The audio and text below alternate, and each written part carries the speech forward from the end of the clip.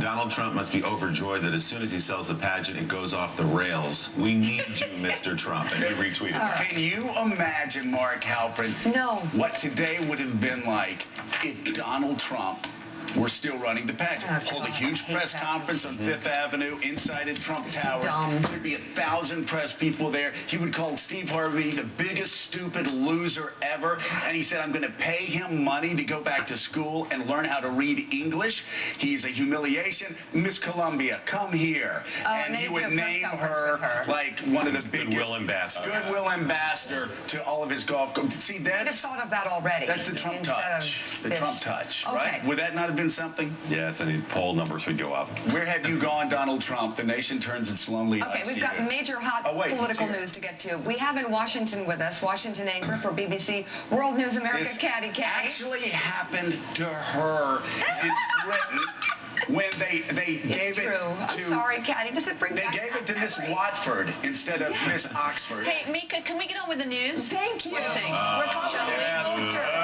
Great newswoman. Anderson joins us as well. So we've got so much to get to. So here we go. The third Democratic debate was Saturday night. Oh, wow. At St. Elmsome College. A lot of people had to watch that, right? Yeah. But in front of a fraction of the crowd from the most recent Republican debate, Hillary Clinton, Bernie Sanders, and Martin O'Malley squared off on foreign policy, gun control, and more. Donald Trump was referenced to 9 times throughout the whole night, the only GOP candidate to be called out. On the topic of ISIS, Hillary Clinton called Trump the terror group's best recruiter. We also need to make sure that the really discriminatory messages that Trump is sending around the world don't fall on receptive ears. He is becoming ISIS's best recruiter. They are going to people showing videos of Donald Trump insulting Islam and Muslims in order to recruit more radical jihadists. It's nonsense. It's just another Hillary lie. She lies like crazy about everything, whether it's trips where she was being gunned down in a helicopter or an airplane. She's a liar, and everybody knows that. I mean, but she just made this up in thin air. Did she? It appears to have not been true. Well, I know Jen Palmieri was on this morning, and she was really nervous trying to answer the question. Well, extremely nervous. Apparently, it hasn't happened. It's not an ISIS video. The Apple thing on 6. I did. Why did Apple decide to do that? They own the world. I mean, I just don't understand why they would. It was fascinating for us as viewers, but what did Apple get out of? Talks about slave labor and suicides and all this other stuff. Well, I think because they're Apple, I mean, it was fascinating to watch. It was fascinating. Two-parter, Charlie Rose. I don't know why they did it, because the second half was brutal. Yes, it was. I wouldn't have done it. All right, we digress. It was Clinton's assessment of American progress against the Islamic State that turned some heads. We now finally are where we need to be. We have a strategy and a commitment to go after ISIS, which is a danger to us as well as... If you're cringing, I'm with you. She just sounds just too angry. Joe Biden, God rest Bo. Finally where we need to be on ISIS. Oh my gosh. With dead bodies in Paris, with dead bodies in San Bernardino, and with no plan from this administration about how to deal with it, we're finally where we need to be. I mean, Mrs. Clinton is Mrs. Happy Talk, and she just wants to happy talk her way to the presidency. She is the personification of this administration. Are you going to believe me or your lying eyes? I mean, so, the fact is that that's not where we need to be. Not a great weekend for Hillary Clinton. She made the stuff up about Trump and ISIS. And then here, she takes credit for the Friday... Yeah, she's making that up. She takes credit for the Friday resolution of the United Nations as if John Kerry hasn't existed over the past several years. Yeah, she referenced her work with regard to trying to get a resolution done 3 years ago and indicated that finally, that resolution was passed on Friday, but never mentioned the Secretary of State or his incredibly long hours that he has put into this and hard work. Well, I read the transcript, but you were there. Did it strike you? Yeah, I mean, you know, she spoke imprecisely at times, but I don't think it was a bad weekend for her. I think it was a pretty good weekend for her overall. She laid some problems down for the general election, both in the nomination fight. She left herself a lot of safety, and Sanders, you know, did not break through. And as you referenced, the ratings weren't very high, so she's in a pretty good place coming out of the debate. There isn't really a nomination fight, is there? There's to set up. There's not. Katty Kay, if the Democrats, I think for the first time in the history of modern politics, and I'm serious, you had a political party go take every measure they could for Americans not to see their candidates. It went up against, I think, a couple of football games. It was Saturday night opening of Star Wars. Not that they, well, actually they would have known that when they set it up. Holiday season. Seriously, if you had worked any harder to not get people watching your candidates debate, you couldn't have done it.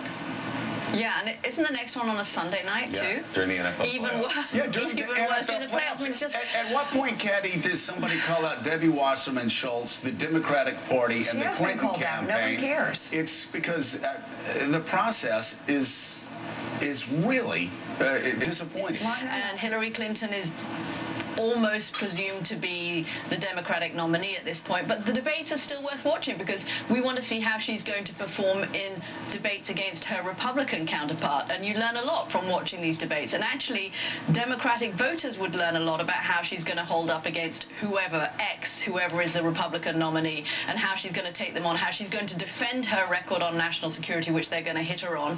And that's why these debates are worth watching, less for the nomination process at the moment. Yeah, go ahead, Willie. I was just going to say, it's fascinating. The DNC isn't even hiding which side it's on. When this whole thing came out and the Sanders campaign came out and accused the DNC of siding with Hillary Clinton, Debbie Wasserman Schultz is on TV very defensive, talking about all this Sanders campaign has is bluster. The minute they have a chance to defend Hillary Clinton, they go all guns in. I think that the Sanders campaign has a point about the DNC taking a side. And I also was just uncomfortable about Hillary Clinton's campaign vehemently defending her and saying she's a victim when she has data issues. Yeah. Okay? Well, like major, I don't know if breach is the word, but not following policy to the point of covering up whatever. As Ron Fournier helpfully pointed out, Mika, their classified wasn't marked on any of the documents that Bernie Sanders beat. Exactly.